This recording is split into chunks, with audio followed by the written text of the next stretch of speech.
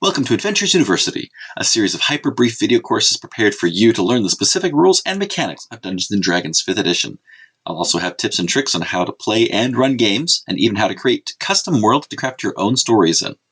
Today, we'll be covering what exactly is Dungeons & Dragons, or D&D. Put simply, it is a role-playing game, where players take on the roles of fictional characters, within a setting either fictional or historically based. The material provided, officially for D&D, is all fictional, but groups can decide to adventure in whatever setting they wish. Here, they dictate the actions of their characters, either through acting them out, or else by describing what the character does. There's also a Dungeon Master, or a Game Master as most other role-playing games call it. They are in charge of presenting the scenario to the players, controlling any characters not run by the players, as well as describing the consequences of the players' actions.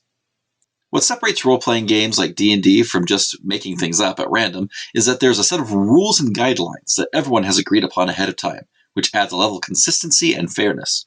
These ground rules allow for players to be able to readily join virtually any group without having to learn an entirely new system. One can make a single character and then use that character multiple times in a variety of games they later find, with only minor tweaks to fit any unique home rules that the group may use. There's also an element of chance through the use of dice, with specific target numbers for success and failure. This is to add tension to the story that the players and Game Master are creating together. What fun would there be if the heroes always succeeded at anything they tried to do?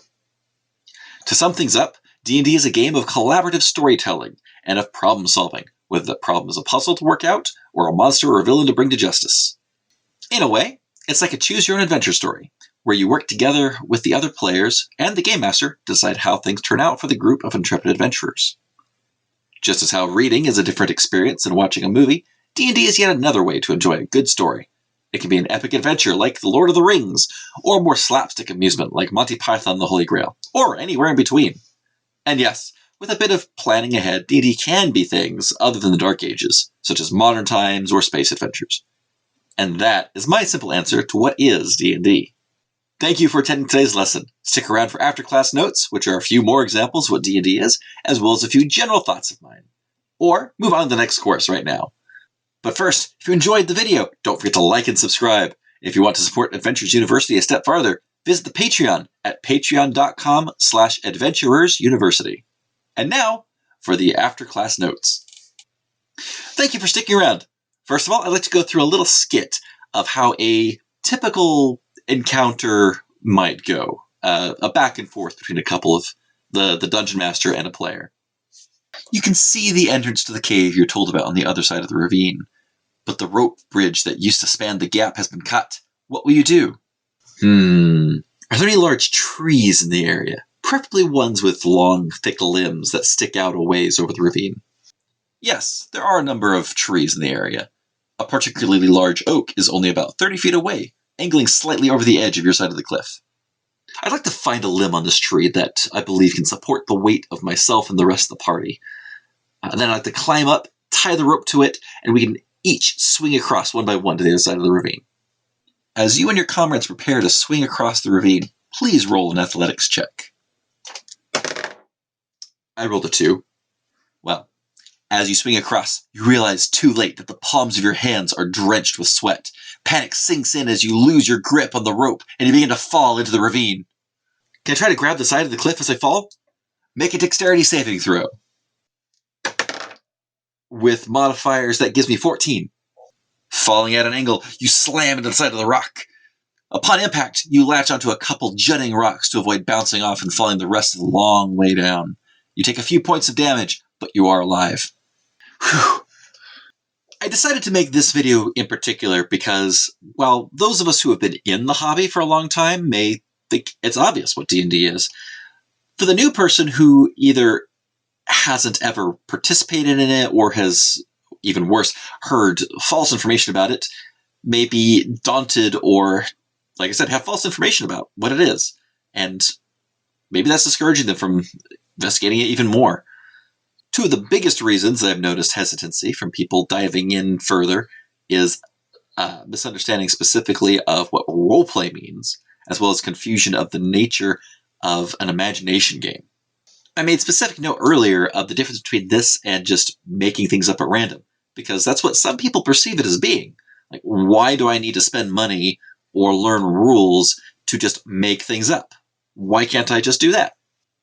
Well, yes, you could do that. That's a fun thing to do from time to time, but I find it personally a little irritating when person A continuously just makes up new things. I have the sword that can penetrate any shield. Oh yeah, well I've got this shield that can block specifically swords that can penetrate any shield. Well, I've got this other sword that can penetrate shields that are designed specifically to block swords that can penetrate shields. Having ground rules, some consistency helps avoid all that. And then even more than that, one of the biggest hurdles by far is not understanding role-playing. Some have told me they aren't comfortable going to public areas dressed as wizards, or less extremely, don't want to have to talk in accents or older styles of speech. I have great news for you if this is a concern. None of that is needed. When it comes to role-playing games, the biggest factor is the decision-making. In my skit example of the bridge over the ravine is down, what do? Player me asked the Dungeon Master me if there were any trees nearby. I answered yes. And then player me laid out a plan for how to use that to get across. This is a classic scenario, and I have seen people brainstorm methods to fly, fling, or climb across, either by magical or mundane means, in more ways than I can count. One game, the players discussed making a human ladder out of each other and then fall across, the person on top grabbing the other ledge and then everyone else clambering up to safety. We went with someone else's plan. But these discussions were exactly what make the game so enjoyable. It can be an absolute hoot to see the ridiculous plans that everyone comes up with, and it can be particularly satisfying when you are able to contribute to a plan that works. Another example of this element of role-playing is in one of the games I've been running as a professional dungeon master. The players had just made a daring escape from an evil organization by pilfering 2 ships. But 2 of the enemy ships were in hot pursuit. We ended the session, and I left them to think of what they would do the following week.